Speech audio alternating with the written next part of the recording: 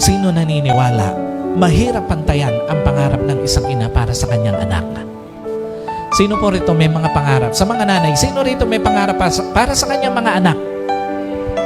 Alam niyo po, kahit anong sitwasyon, patuloy na mangangarap ang isang ina para sa kanyang anak eh. Totoo ba? Sa maganda at hindi kagandahang sitwasyon, patuloy na mangangarap para sa kanyang mga anak. Totoo mo ba yan? Sino rito aminado? Kahit walang-wala kang pera, patuloy kang nangangarap para sa mga anak mo. At sino rito? Kahit bagsak na bagsak ang kabuhayan mo, patuloy kang nangangarap para sa mga anak mo. Alam niyo po, walang sitwasyon, tandaan nyo, sa mga anak, walang sitwasyon ang nakakahadlang sa isang magulang, lalo na sa isang ina, na mangarap para sa kanyang mga anak.